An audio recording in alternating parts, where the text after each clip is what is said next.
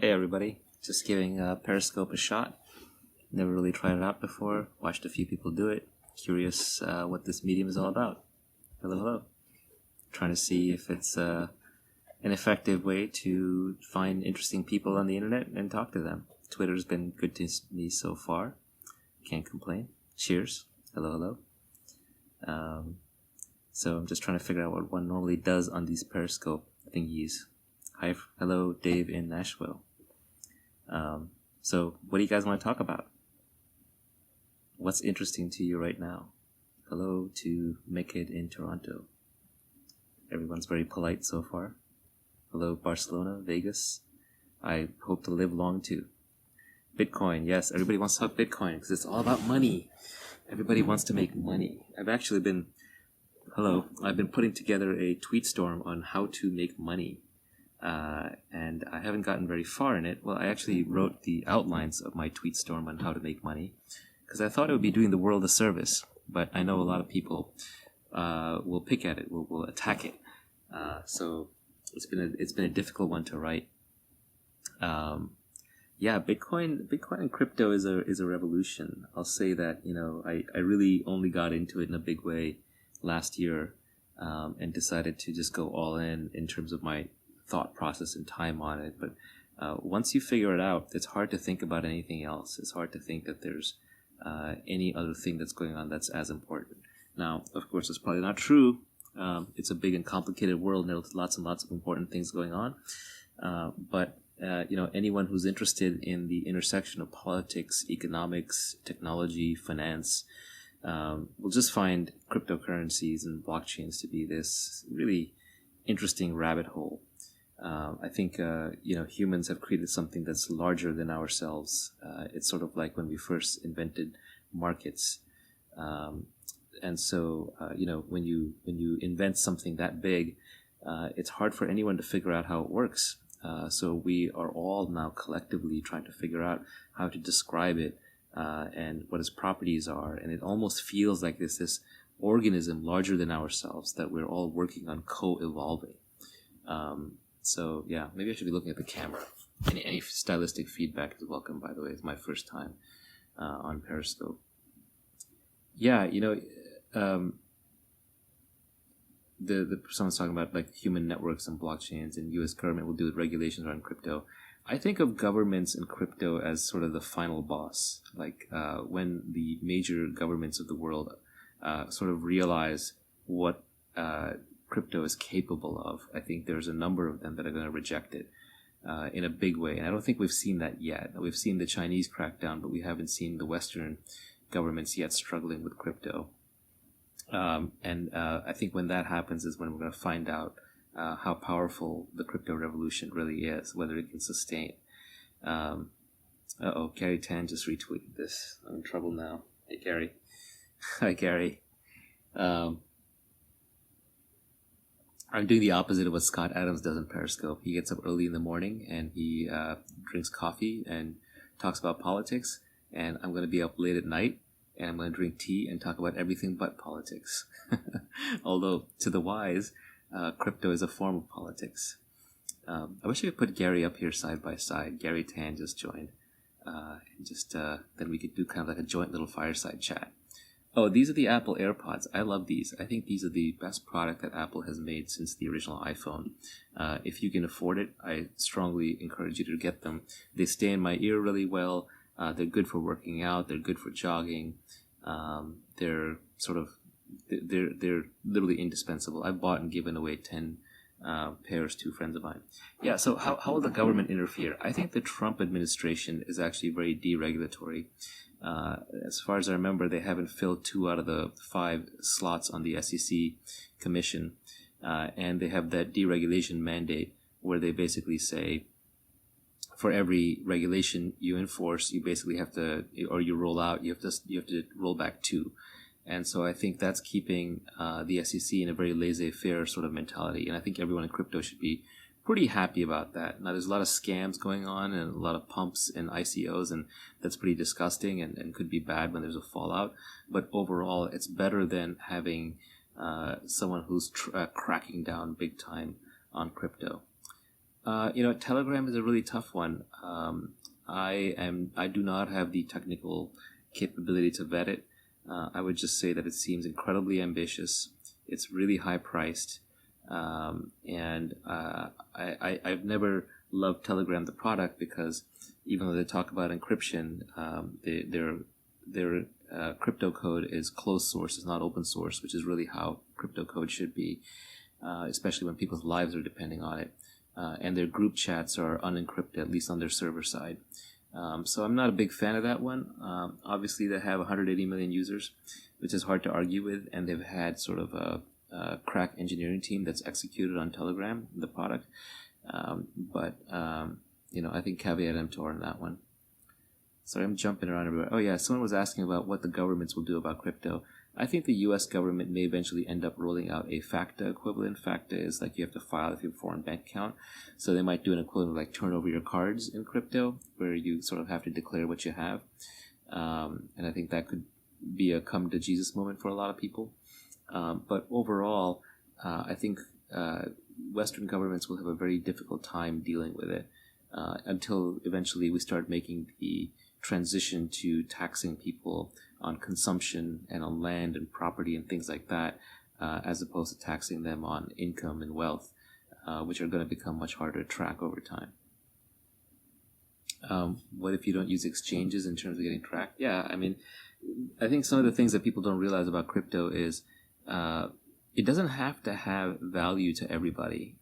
Even if there's a small percentage of people in the world, you're welcome. Even if there's a small percentage of people in the world who really, really believe in it, and you can go and you can use it as a store of value with them anytime, then it's valid. It doesn't need to be something that is only it only works if it's shared with everybody. Sorry if I'm tripping up. It's kind of hard to follow all the comments, plus like see who's on and look at all the questions and talk. But it's actually fascinating. This is great. Yeah, it's my first day on Periscope. Yeah, someone's asking, like, you can't get rich by renting out your time. Is there really any other way to get rich? Yeah, I mean, if I had to summarize how to make money, at least from what I've learned in life, you basically get rewarded by society for giving it what it wants, and it doesn't know how to get elsewhere. And a lot of people think you can go to school and you can study for how to make money, but the reality is there's no skill called business. What you're actually trying to figure out is what product or service does society want but does not yet know how to get. And you want to become the person who delivers that and delivers it at scale. So that's really the challenge in how to make money. And now the problem is if you can't learn how to do it, then how do you become good at it, whatever it is? And what it is moves around generation to generation, but a lot of it happens to be in technology.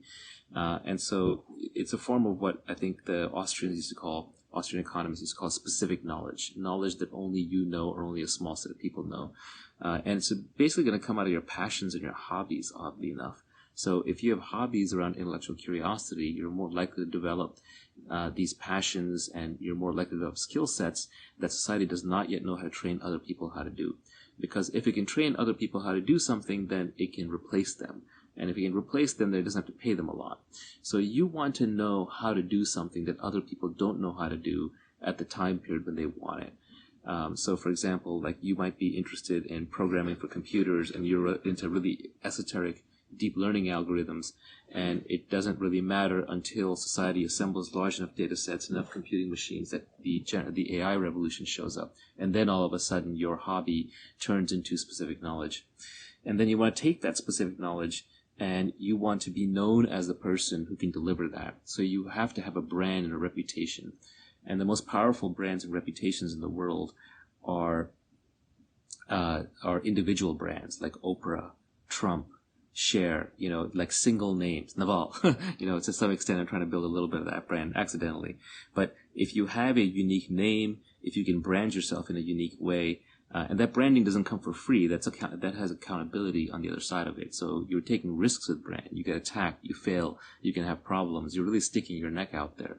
So you basically have to have specific knowledge. You have to take on accountability with a brand. And the last piece of making money is you have to have leverage. leverage is critical. Leverage, Archimedes famously said, give me a lever long enough and a place to stand, and I will move the earth. And that was a very powerful statement. What he was basically saying is the power of leverage. And humans are not evolved to understand leverage. Our evolutionary past maps inputs to outputs. It's a 1-to-1 ratio. So, for example, if I'm chopping trees and I'm like harvesting wood to go start a fire, then basically if I put in 8 hours chopping wood, that's probably going to get me 8 times the output that I would get from 1 hour of chopping wood. Whereas with leverage, I might have bulldozers or chainsaws, or I might have lumberjacks working with me. And so if I make the right decision on how to cut down the wood, and how to store it, and how to ship it and transport it, I get a multiplier effect. And it's very important to understand the different kinds of leverage that are available, because if you want to make money, you need that specific knowledge, you need that accountability, and now you're going to need to use whichever form of leverage best applies to your situation. And there are 3 broad classes of leverage. One form of leverage is going to be labor, which is the oldest form of leverage, which is other humans working for you. And that's actually not a great one in the modern world. It used to be great in the old world, but in the modern world, people are onto it, so everyone's always playing a status game and trying to become the lead monkey in the tribe. And so having people work for you is a difficult form of leverage.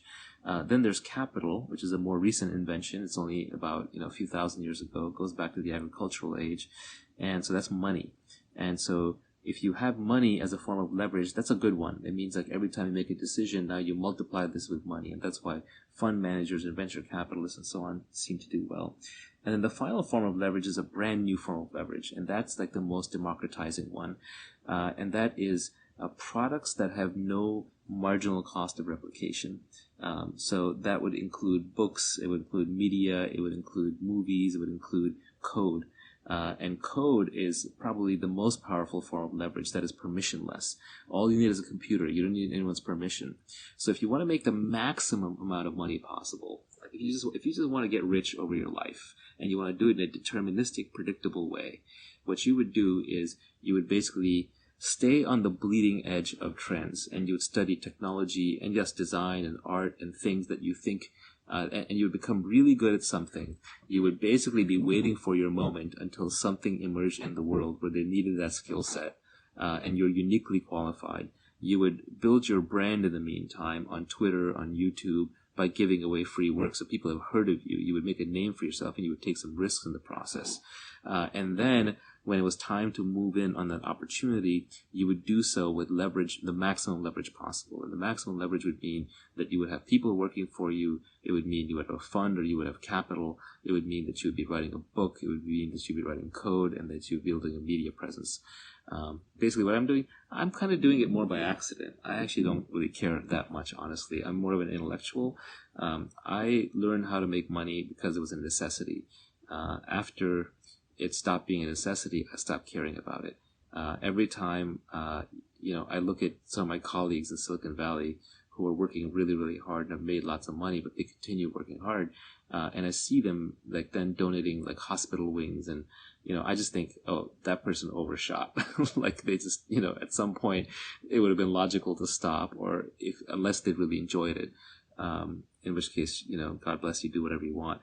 But at least for me, work was a means to an end, and making money was a means to an end. But fundamentally, I'm much more interested in solving problems than I am in making money. Anyway, enough about me. That's okay. Which books am I currently reading? What does that end for you? What is the end goal for me?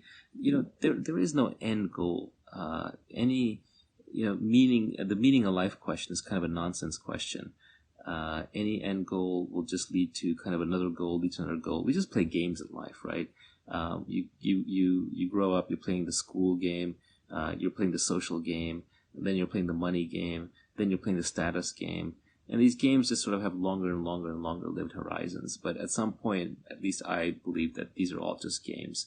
And so, but they're games where the outcome really stops mattering once you kind of see through a game. It's like, I don't know how many of you have been hardcore video gamers, but you play a lot of games, and then after a while, you pick up the sort of the 50th game or the 100th game, and the cycle that you're going to go through. You're going to go through this rush as you get into it, then you're going to lose yourself in it, and then eventually you're just going to get tired of it. It's just going to be this Ferris wheel where you're going to ride the dopamine up and you're going to ride the dopamine down. And so then you just get tired of games. So I would say I'm kind of at the stage where I'm just tired of games. So I don't think there is any end goal or purpose. I'm just living life as I want to. I'm literally just doing it moment to moment. Yeah, exactly. Gary mentioned just the hedonic treadmill. It's a hedonic treadmill. So I want to be off the hedonic treadmill. Best piece of advice for someone 24 or a new millennial out of college. Boy, I mean, it just depends so much on your circumstances. I would say, just spend more time on making the big decisions. There's basically 3 really big decisions that you make around that age. It's where you live, who you're with, and what you're doing. Right? Those are the 3 big decisions. And we spend so much time in relationships. An average relationship probably lasts a couple of years, but we spend very little time deciding which relationship to get into. We spend so much time in a job, but we spend so little time deciding which job to get into. Choosing what city to live in can almost completely determine the trajectory of your life, but we spend so little time trying to figure out what city to live in. So if you're going to live in a city for 10 years, and if you're going to be in a job for 5 years, and if you're going to be in a relationship for a decade, you should be spending 1 to 2 years deciding on these things. These are like highly, highly dominating decisions. So if you're 24, I would say those 3 decisions really matter. And you literally have to free up your time, because the world will assault you with its own agendas, and you have to say no to everything and free up your time so you can solve the important problems. And those 3 are probably the 3 biggest ones. One of the things that I was worried about with periscoping is that I would guess that my follower graph is probably very divided amongst tech people, crypto people, where there's a huge overlap, and mindfulness and presence people.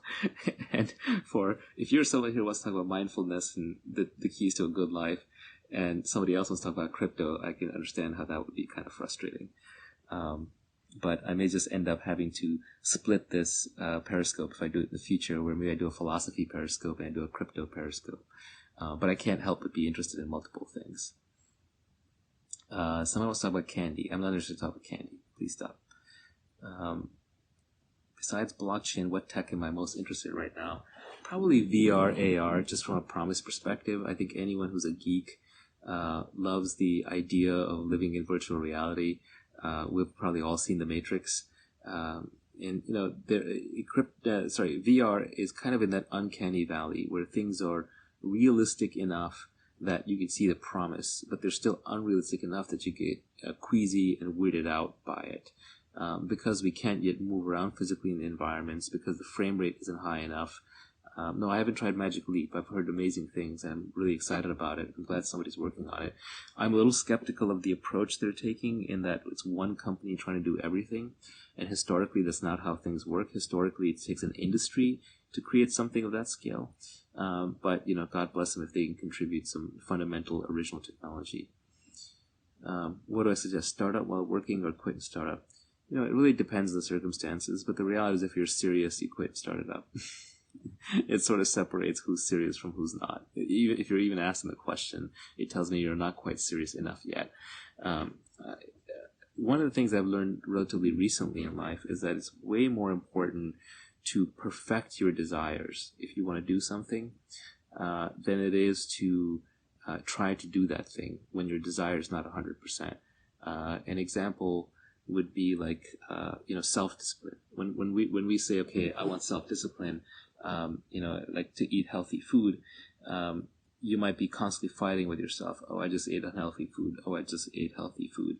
But I think if you look at the desire component, if you had the desire to eat the healthy food, then I think then you would do it effortlessly. You would need the self-discipline.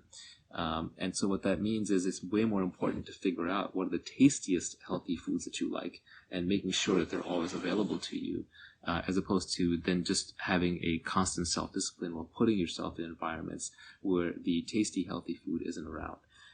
But I think that observation applies to a lot more things, and I'll probably be reusing it more.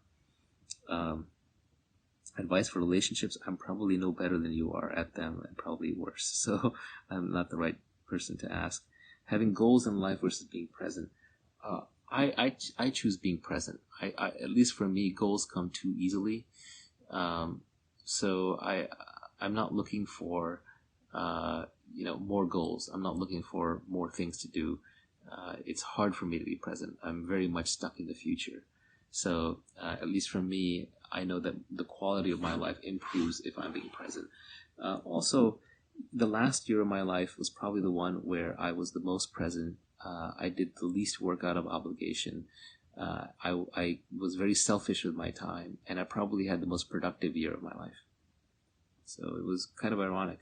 The less you want something, the less you're thinking about it, the less you're obsessing over it, the more you're going to do it in a natural way, the more you're going to do it for yourself, the more you're going to do it in a way that you're very good at it, the more you're going to stick with it, and the people around you will see the quality of your work is higher.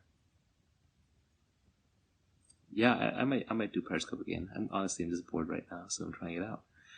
When is my quiet time? Usually in the mornings. Hasn't been true recently. Gut prediction for Ethereum. Most interesting project in the space. I mean, I love Bitcoin. It's the OG. It's a store of value. But Ethereum is probably the most actively developed and the most ambitious. And it's really hard to overlook that.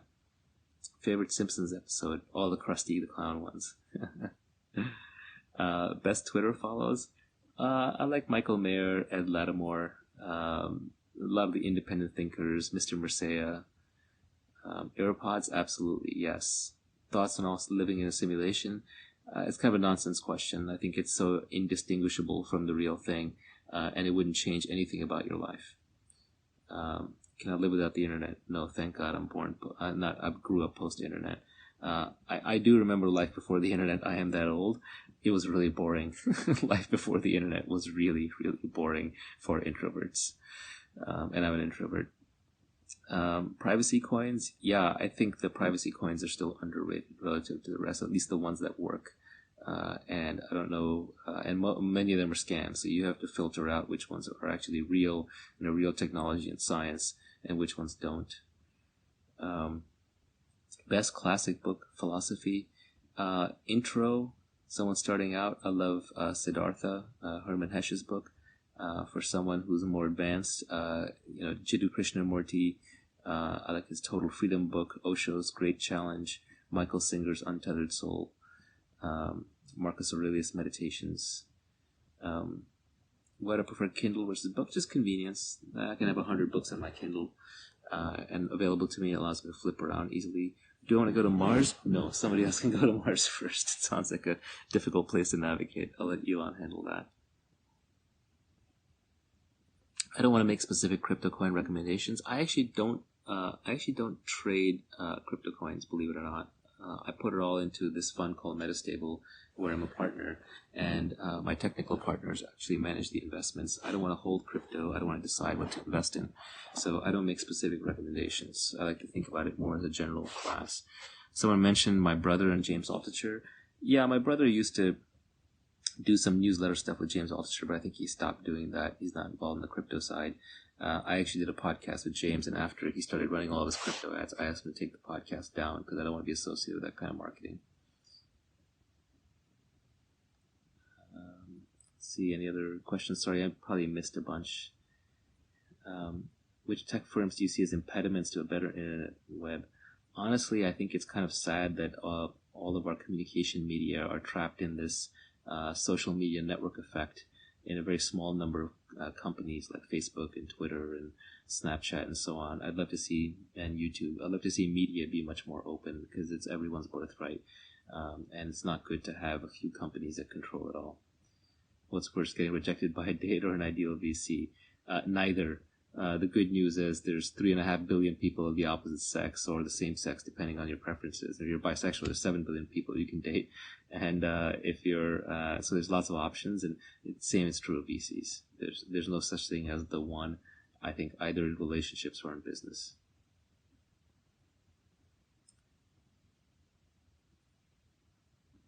Do I think Tesla, Elon will achieve their goals? Tesla is incredibly ambitious. Even if he achieves 1/10 of his goals, he'll have done more to change the world than almost anyone I know. Will decentralized Twitter take down Twitter? That's a good big question. I don't think so, because there is a strong network effect to Twitter. That said, if Twitter stumbles, if they screw up, and there's an open source decentralized Twitter waiting in the wings, that would be, I think, a really good outcome for everybody. Do I think Facebook will continue to dominate social media?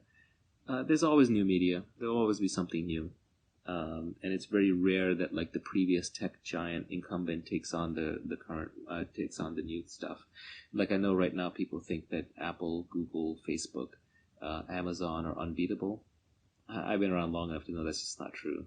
I know a decade from now we'll be complaining about another different set of monopolies that look untoppable. How much politics do I follow? Way too much. I shouldn't follow any. It's all a waste of time. Do I have any practical tips for removing your sense of identity? If I had those, I would have done it already with myself. I think it is literally one little layer at a time. It's just observing yourself. Favorite Black Mirror episode? I haven't seen them all. I've only seen very few of them. I generally prefer to read rather than watch, so I read a lot of short stories and sci-fi. I would give everybody here a recommendation. My current favorite short story, sci-fi short story, is probably Understand by Ted Chiang. It's in a collection called The Story of Your Life and Others. The Story of Your Life was made into that movie called Arrival. The only TV shows I watch, Rick and Morty, a little bit of Black Mirror, Game of Thrones just with family, wife, and some Sherlock when I'm on airplanes. That's about it. No elevator pitches, please. This is not the right medium. Yeah, Rick and Morty, I think, is the best TV show ever made. What do I think of Peter Thiel? He's a smart guy. I don't participate in political witch hunts, though, if that's what you're looking for. Let's see, Westworld. I tried watching Westworld. I didn't get into it. It's too much human story and drama. I'm more analytical. Do I see threat in private blockchains becoming a new form of censorship? I think they'll try. I think countries will try to create their own blockchains, but I think the whole point of blockchains is decentralization. A blockchain controlled by a company or a corporation, or even by even a democracy, or by an elite or an aristocracy is kind of nonsense. The interesting part of blockchains is that they're decentralized. The moment you take away the decentralization, all you have is a really expensive database. Wide Angel's byproduct. I think it's kind of a boring thing for most people on here. That's something I would answer in a smaller group. Do I want to go to Australia and take a tour? I like Australia. I've been there. I'll go there again. Probably not to talk, but I like Australia just as a place to hang out.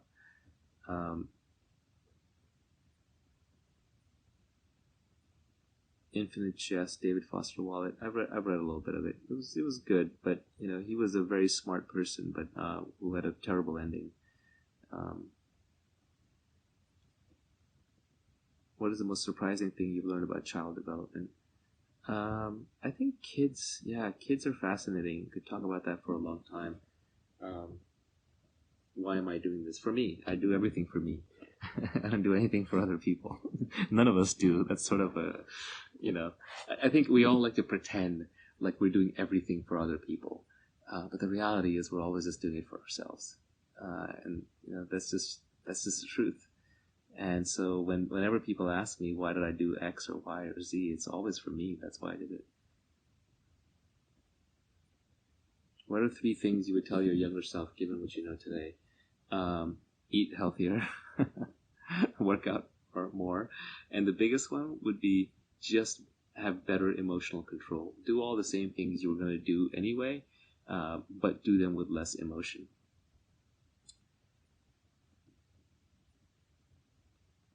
My diet, it's paleo. It's kind of like paleo, except I fail most of the time, and I let myself fail. Paleo diet. I heard that somewhere else. Telegram, no, I talked about that earlier. It's not my kind of thing. If I had 100 grand spare, what would I do with it? I would invest it in my own practical education. So I'd always make sure that I was able to buy whatever books I needed. I would use it to put myself in the center of the waterfall. So that means that, like, if you want to be an actor, you would go to Hollywood. If you want to be in finance, you would go to New York. If you want to be in tech, you would go to Silicon Valley. So I'd make sure that I would use that money to learn the most from books, learn the most from people, and put myself in the situation where I could learn the most. I'm assuming you're asking as an investment. Now, you were probably also thinking, like, give me a stock tip. I don't have a stock tip for you. Planning to do my own podcast. Yeah, I thought about it, but I don't know. It felt awkward and weird. And I actually even bought the podcasting gear, and I was trying to figure out what it would run like. And then I was just putting it off and putting it off and putting it off. And then I basically just decided, hey, I'll just do a Periscope instead and see how that goes. So this is it. This may be it. Favorite quote? I don't have a single favorite quote. My head is full of thousands of quotes. I love quotes because it's pithy wisdom. It's as somebody figures out something fundamental or profound, they boil it down in the fewest words possible. They make it alliterative or rhyming or rhythmic, and then it's just easy to remember. So I love quotes. I look like Rand Paul. He's a decent-looking guy. Homo Deus, successor to Sapiens. Good, but nowhere near as good as Sapiens. Sapiens, I think, is the best book of the last decade that I have read. I loved Sapiens, and I highly recommend it for everybody here. Homo Deus is a sequel, and I think you all know of Harari is a genius, but the issue he had was, he had decades to write Sapiens, and then his editors probably said, wow, that made a lot of money, so can you please crank out a second book right away? And so he had to come up with one in a year or two, and he wrote Homo Deus. And Homo Deus is very insightful and very clever and very smart, but it's basically got one big idea at the center. And when you figure out that one idea, you don't need to finish the whole book. Whereas with Sapiens, there's lots and lots of great ideas in there, and it's just full of them, chock full per page. What's my biggest fear? My biggest fear is that I'm going to die without having really lived. And I think everybody has that fear at some core level. Thank you for asking that. That's an insightful question. Meditate and yoga?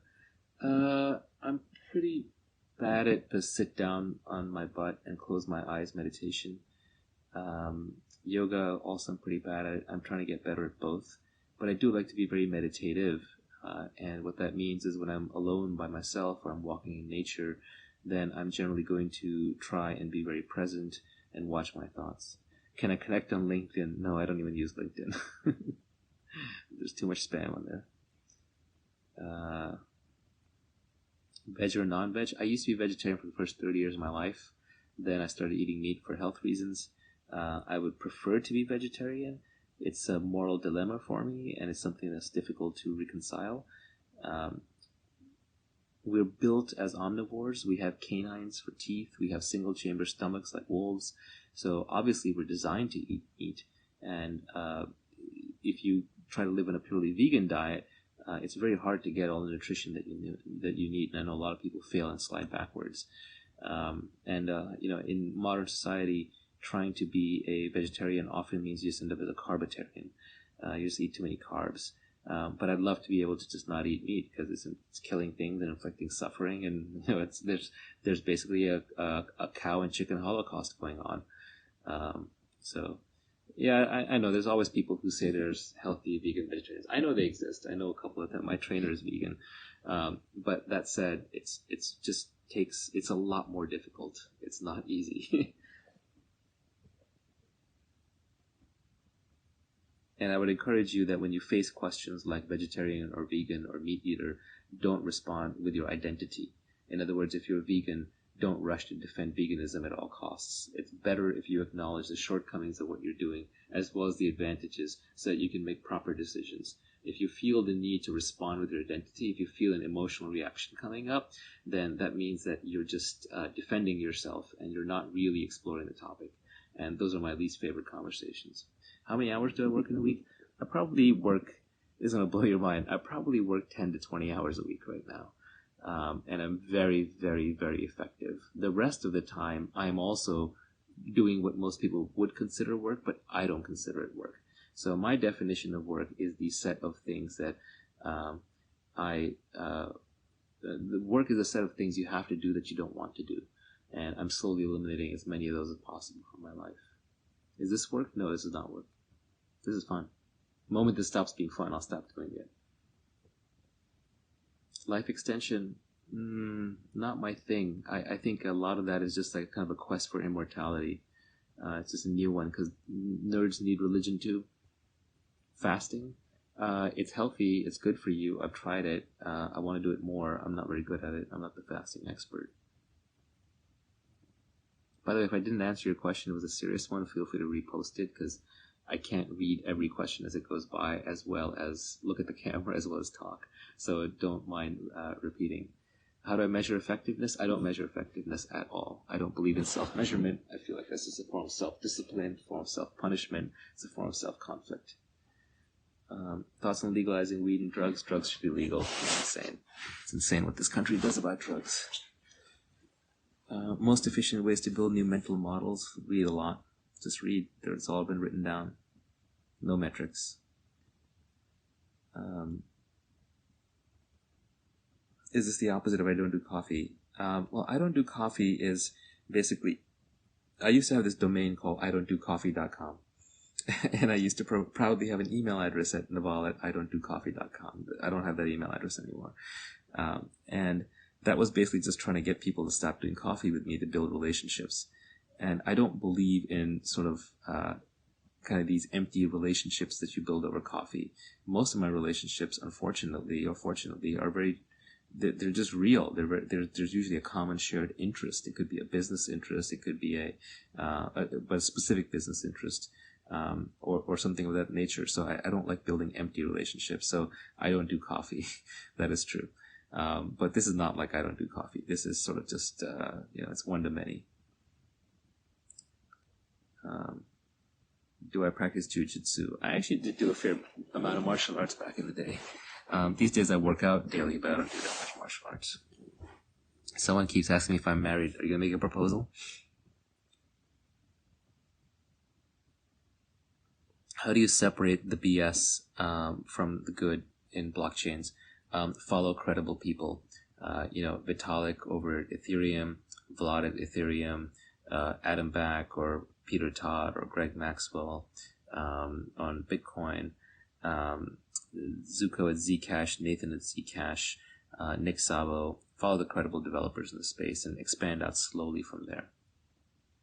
Some of the people who have done a good job of explaining new stuff in blockchains: Linda Shi at Scalar Capital, Ari David Paul at Block Tower, and Preeti Kasareddy.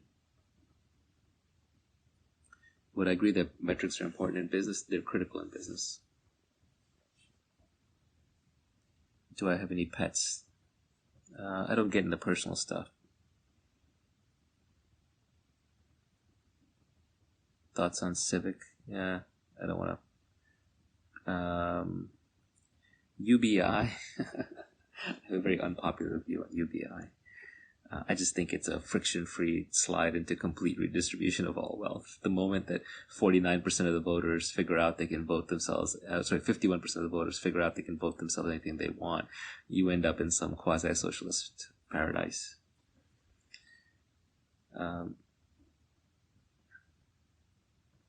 Scott Adams is great. The feeling is mutual.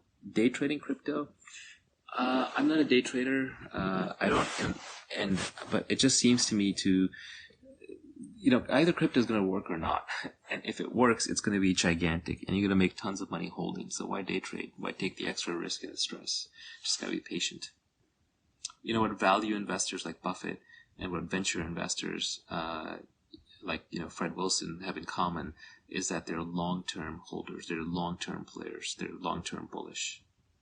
I don't hold tokens myself. I invest in a fund or in funds. I'm actually in two funds, and then they do the investing for me. So I don't worry or think day to day about what tokens to buy or sell or how to custody them or anything like that.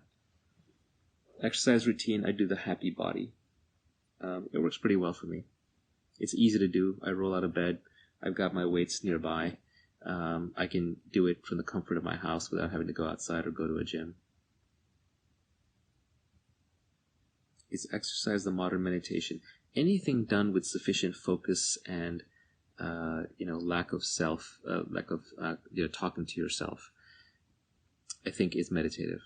So you can turn anything into a meditation. You can turn music into a meditation. Massage can be a meditation. Chopping wood can be a meditation. I don't take any supplements. I just think that we don't know enough about the human body, and we're trying to hack too much.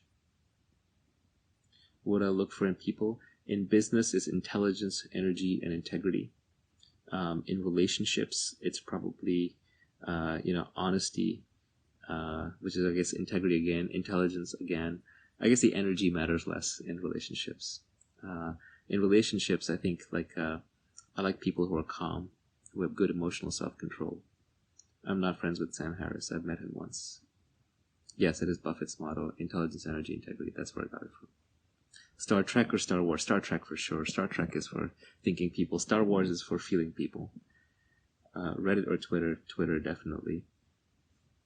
Favorite podcast? I only listen to Tim Ferriss's podcast, really. I'm not a big podcaster. I read a lot faster than I can watch or listen. If I had to liquidate all but one of your investments, what would you keep? I keep Bitcoin. That's a good question. In other words, if I could only hold one investment, what would it be? Maybe the book. We do finish again. Let's see. Do I do podcasts while exercising? Sometimes I do podcasts. Sometimes I'm just trying to focus and be meditative. Just depends on the mood. I just do whatever's easiest. I don't think life is that hard. I think we make it hard. We spend too much time. One of the things I'm trying to get rid of is the word should. Whenever the word should creeps up in your mind, that's guilt or social programming. And so just doing something because you should do it basically means that you don't actually want to do it. It's just making you miserable. So I'm trying to eliminate as many shoulds from my life as possible.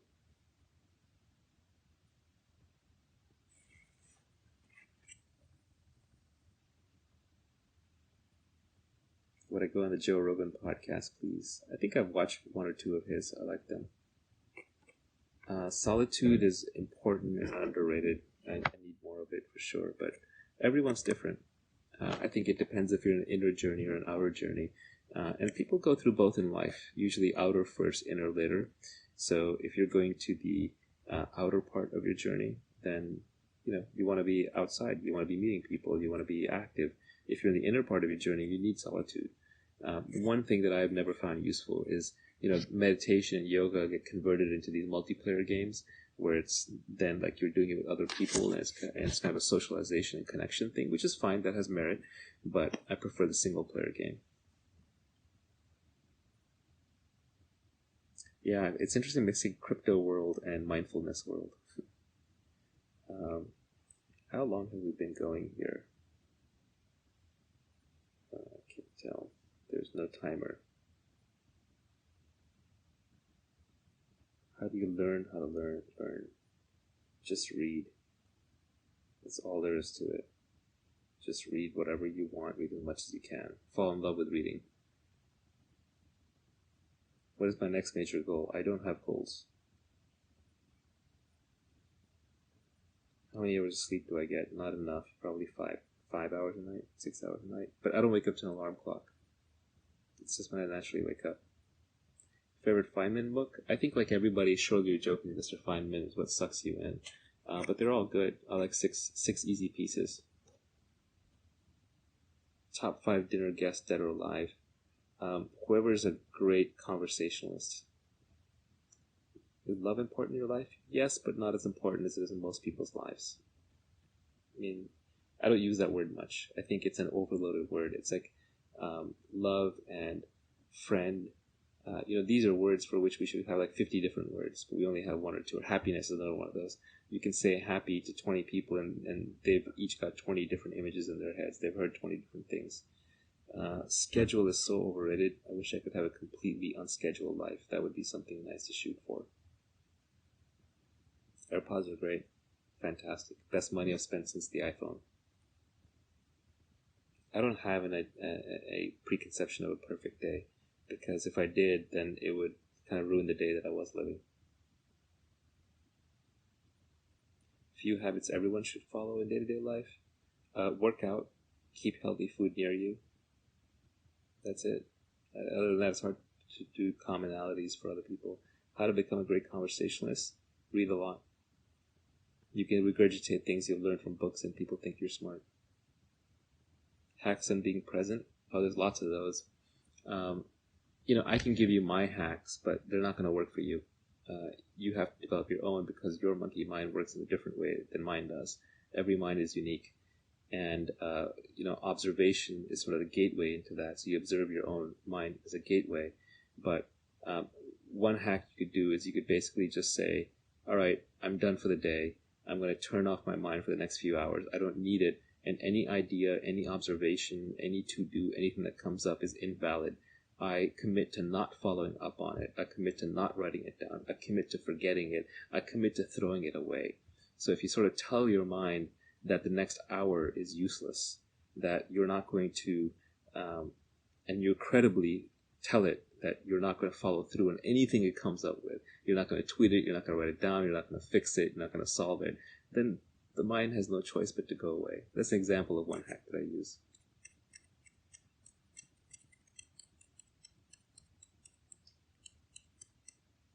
How do I deal with anxiety? I remember that I'm going to die. Memento mori, as they say. It's hard, though. Anxiety is the human condition. It's probably the single most pervasive emotion. I don't think people understand how deep anxiety runs. If I conquered anxiety, I would be the Buddha. So would you, if you conquered anxiety. Do I practice public speaking? Have I always been comfortable speaking for humans? I just pretend you guys don't exist. That makes it easy to talk. You're hearing my words as I'm hearing them. There's no internal monologue. The internal monologue will trip you up. So if you care what other people think, then you have to think of what you're going to say before you say it.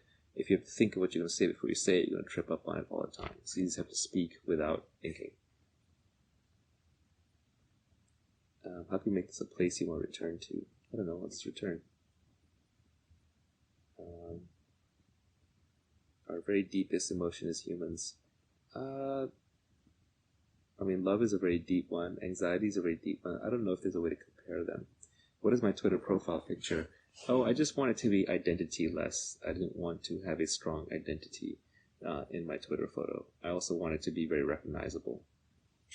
Is Twitter a force for good or evil? It's technology, and technology can always be used for both. But overall, technology is what separates us from the animals. It's what gets us, into it's what made us the winning species. So overall, I think all technology, with very few exceptions, is more good than bad. It's just knowledge. Mark Cuban for president? No. Sorry. Naval? No. How do I deal with difficult people that you have to work with? Well, I'm lucky in that these days I generally tend to walk away from them. If I have to and I have no choice, you suffer through it, but I try and change that situation as quickly as possible. Graduate and experiment or go for higher studies? Graduate and experiment.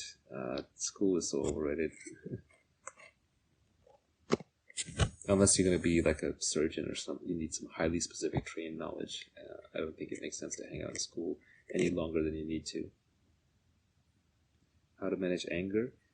It is to observe that when you're angry. What is anger? Anger is a loss of control over the situation. And it is a contract that you're making with yourself that you're going to literally be in physical and mental and emotional turmoil. And you're going to signal that as strongly as you can to the other party. So there's until they get it, until they get that you're capable of violence. So anger is a precursor to violence. there's a Buddhist saying that anger is a hot coal that you hold in your hand while you're waiting to throw it at somebody, and I think that's a great visual image because it essentially burns you. So I think the way to deal with anger is to do it selfishly, to realize the damage that it's causing you. And when you become aware of the damage and the misery and the pain and the suffering and the wasted moments that anger causes you, you'll stop being angry. Or you'll learn to just be less angry because you don't want to hurt yourself.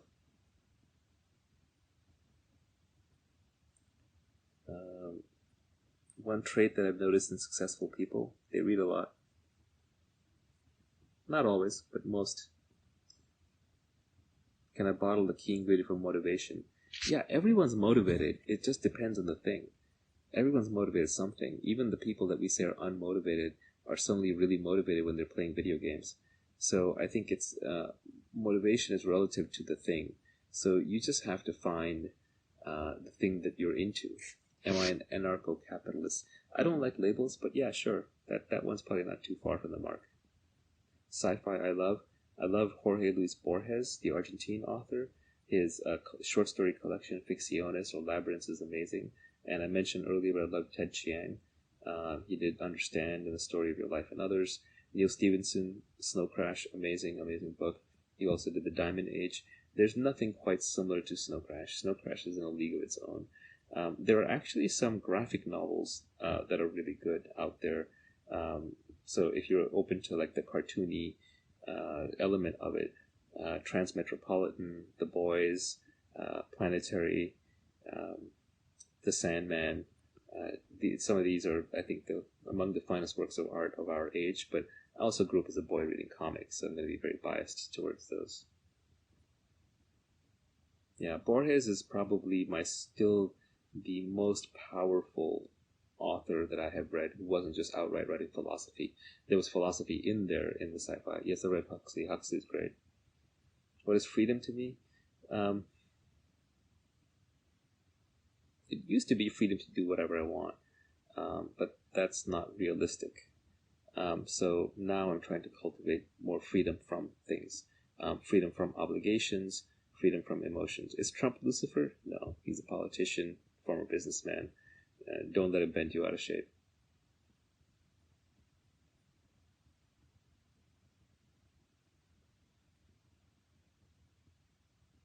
Should you be an engineer, economist, or a philosopher?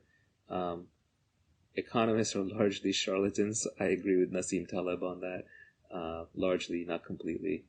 Engineering is pure and good, and you learn how to use technology, so that's fantastic. I would do that. And philosopher, everybody becomes a philosopher when they're older.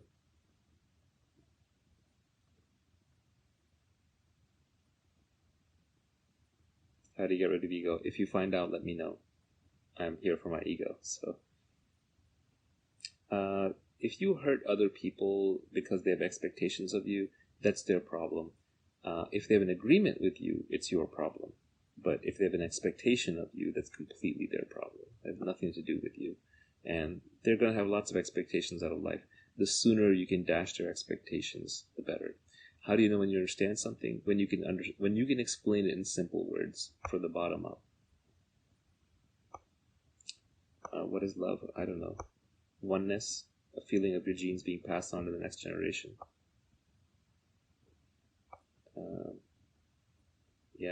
Library of Babel by Borges is one of the most mind-blowing stories ever written, especially if you know the history of Borges himself, how he was a professor of literature.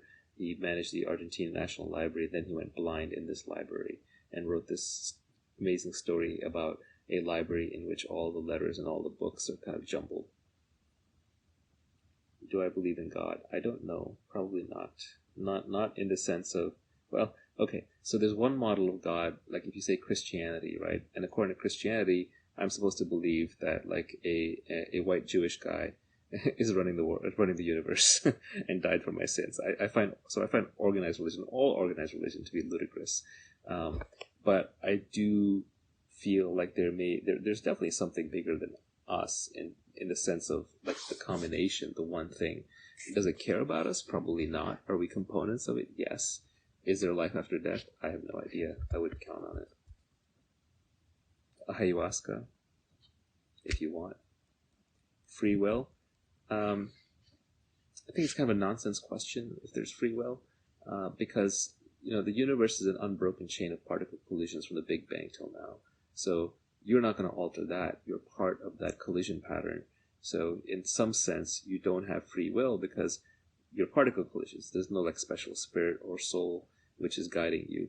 On the other hand, that doesn't mean that what's going to happen next is known. That doesn't mean it's all predetermined. It still has to unfold and play out because you can't simulate the next step in a complex system without a system of equivalent complexity. So you cannot create a model of the universe that predicts what's going to happen next without creating the universe itself. So we may not have any free will. Everything may be deterministic, but that does not mean that things are predetermined.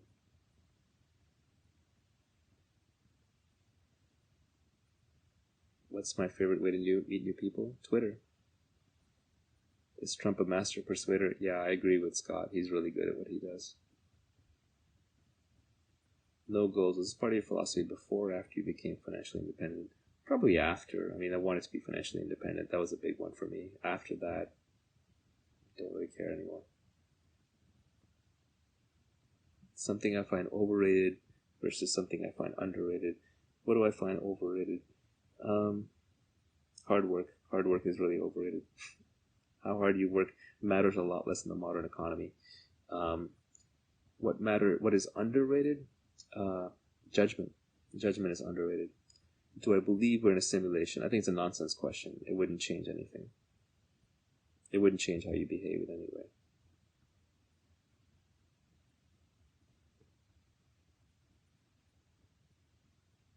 Thoughts on the Federal Reserve? Politics.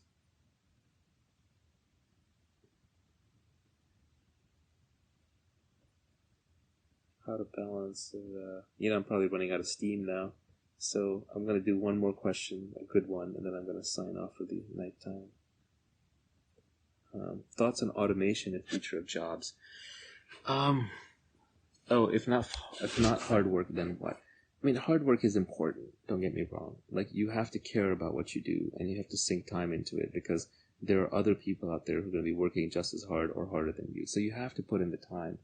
But more important is the judgment. The direction you're heading in matters more than how fast you drive. So just, especially with leverage, because we live in the modern age is an age of leverage. We're leveraged through machines, we're leveraged through media, we're leveraged through money, we're leveraged through people working with us. So picking the direction that you're heading in every decision is far, far more important than what force you apply. Just pick the right direction to start walking, and then start walking. Anyway, thank you, everybody. This was great. How to improve judgment? Read. Daily? I don't know if I have enough material for daily. Thank you, everybody. Have a great night. How do I sign off? All right, that's it. Bye-bye.